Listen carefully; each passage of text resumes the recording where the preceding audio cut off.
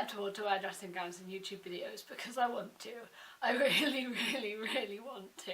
It's so cold.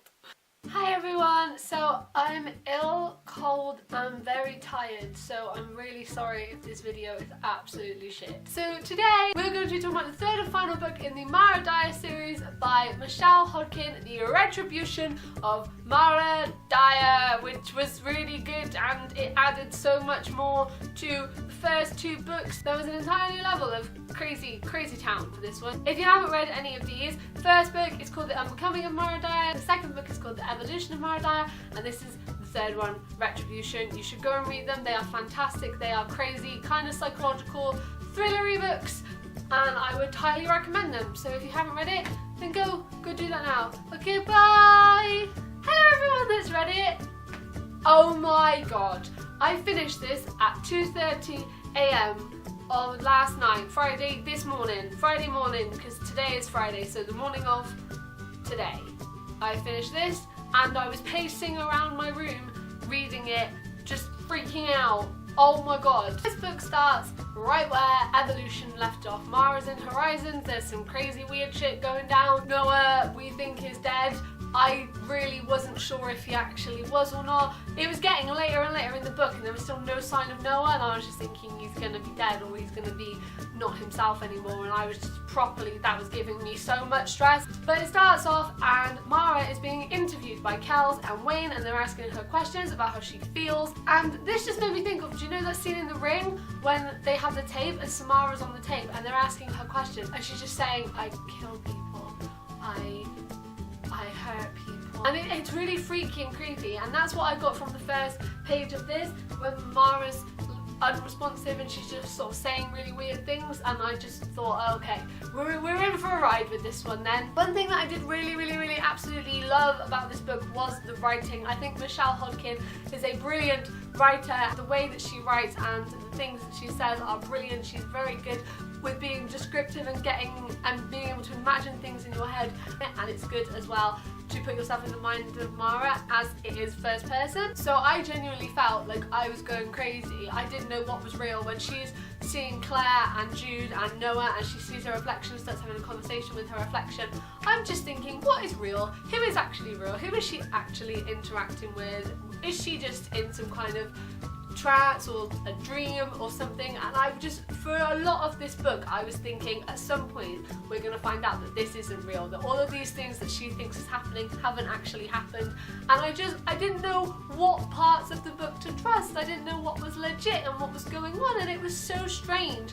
And I genuinely, the other books made me feel unsettled and made me feel like I was going crazy, but this book added the level to that, and I genuinely felt Mara's anxiety and the way she was feeling. Her writing as well is so very descriptive when she has to kill Wayne and gouge his eye out, and it says, Wayne's eye squelched in my closed fist. It was larger than I thought it would be and rounder too. Part of the optic nerve was still attached to it, peeking out between my fingers. Blech. Mara and Stella and Jamie are going on this hunt to try and find out what's wrong with them. Mara wants to find Noah because she has no idea where he is. I think that Jamie and Mara's interactions kind of made this book a bit easier to read, because I did feel sort of that middle bit dragged a little bit, because they're just walking around and they're just trying to find out, and I was so confused with all this genetic stuff, and I didn't know what was going on and who this person was that was following them, and why Mara suddenly wants to kill everyone, and it was very confusing. And the flashbacks, I understood them. I think the professor guy, he got Mara's grandmother, who was also called Mara. Was she pregnant with her baby and then she had Mara's mum? Is that right? I think that's right. And then Mara was born and Noah has to kill her. The Shaw's baby has to kill her. It was so confusing to be thrown out of Mara's world and into the past world that Jamie was saying that were really making me laugh. Little references to other TV shows and things like that. I don't know why I like things like that a lot, but it's nice because it kind of brings you back into the reality. So if you're reading a book that is fantasy and a different world, but then they mention things that are also in your world, such as TV shows and that, you feel as though you're part of this one and they're part of your world, especially because it's first person as well. I definitely felt like I was reading it and experiencing Mara's anxiety and everything she was going through, and I felt like I was going crazy too, and I never knew what was going on. But it made me laugh when they were booking the room. The woman at the reception says, can I have your name? And Jamie's Barney Rubble. And this is Betty and our daughter Bam Bam. I just wanted to know what happened with Noah. For me, the first 2 books, Noah kind of really helped make the book, and even though he's got stuff going on as well, he sort of brought Mara back down to sort of reality-ish kind of thing. And I was just waiting for him, and it was taking ages, and I was thinking, is he actually dead? Is it actually going to get to the end and he's going to be dead? So we find out about all this genetic stuff, and that they have this gene which causes them to manifest and become this, have these like powers and abilities that they have, and some are bad and some aren't, and some people can manifest in really bad ways, such as Jude and Mara. Mara has a bad thing. As much as she is our main protagonist and normally that's the good guy, Mara has bad abilities. So we are watching these tapes, and all of these tapes and papers are found of Dr. Kells, and she adopted all of these kids and fostered these kids, and she was just testing them and trying all these things out on them and killing them. And then we find out that actually she adopted Jude and Claire, and Mara has been the catalyst of all of this since she was born, and they were trying to keep an eye on her, and always, because they knew that she had these genes, and they were always trying to keep an eye on her and try and set her off, which is what Jude was doing when he was in the asylum. And yeah, and it made a lot more sense. The flashbacks, it helped the flashbacks make sense, and it helped understand why Jude was there and what he was doing and why he was involved, and it really did help explain quite a lot watching those tapes, and I'm glad that they put that in there and we could see all of that. I think that was the bit of the novel when I really started to think, okay, this is real, this is actually happening. I'm not thinking what is real and what isn't anymore. This is legit. This bit made me laugh. You can be our Gandalf, I said, remembering our conversation from weeks ago and smiling. I'm only a year older than you, but I'll take it as a compliment if you let me be Dumbledore instead. If you exist, I shrugged, but Dumbledore is more dead. Point, Daniel acknowledged. You're neither, actually. You're a muggle. Hey now, which makes you Giles. The bit with them, with the woman that was homeless, I really liked that. Not what they were doing to the woman, obviously that was absolutely disgusting, but it's one of those situations where if you saw that in real life, or you heard of that in real life, you would want to, I would get so angry. When Mara and Jamie were saying that they wanted to scare them, and Mara was saying she wanted to kill them, you do feel as though you would be so angry in that situation, and I couldn't fault her. I wouldn't kill anyone. I do not condone murder. It's not a good thing. But I got it, and when Stella was freaking out and she was saying it's wrong, I was kind of thinking, okay. I got why they were doing it, and I got why they wanted to scare them, and I think it was a good thing that they got scared, and I understood Mara and Jamie's logic behind that entire situation. I knew that Daniel was involved with this somehow. As soon as her parents said that he was in New York, and then they had to conveniently be in New York, I knew Daniel was going to be there. I knew he was going to have something to do with it, and he was going to be searching some stuff out. I knew it, and as soon as they walked into that room and Daniel was in there, I knew that he was involved, and I knew that he was going to help them. I really like Daniel. He's a good brother. He's very understanding of Mara, and he doesn't judge her and run away from her. I really like Daniel as a character. I think he's one of my favourite characters. I don't know what my thoughts were on Stella. I did kind of like her, but I found her a little bit annoying in some places, and I understand why she was scared of Mara and stuff, but you know, she just left. She doesn't know what's going on with her. She doesn't know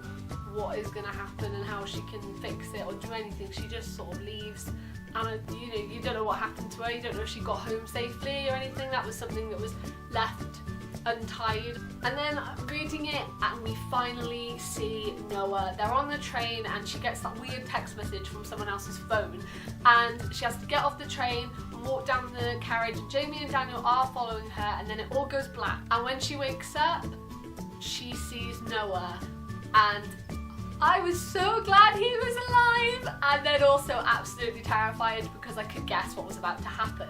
Then the perspectives changed to Noah's point of view, and I actually wanted to throw my book, because the last time I read a book where they swapped the point of view of the characters, the main character died.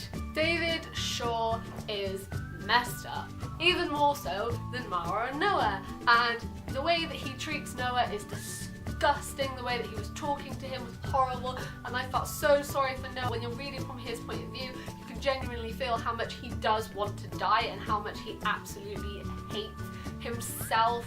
But David captures Daniel and Jamie, and he keeps them in this room, and he's poisoned Daniel, and he's gonna die if they don't get a cure. And he says that he'll get it because Noah's duty all along was that he had to kill Mara, but instead he fell in love with her, but he still needs to kill her to do all of this, because if she stays with him, Noah's gonna die, and it's just gonna be this giant catalytic explosion.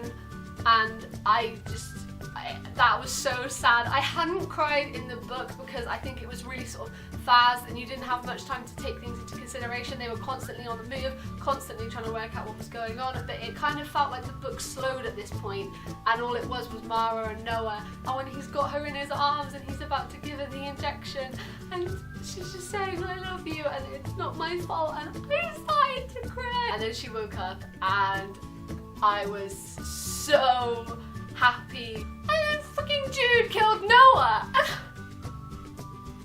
I was freaking out. Kept reading, just hoping that they were going to be okay. And when Mara starts to thinking about Noah being alive, I was thinking, she's gonna actually use her power and her ability for something good. She's gonna imagine him alive and will him to be alive, and he's going to be. And that's not exactly what happened. There was healing things, and she did some stuff, and Noah healed himself and all that kind of thing.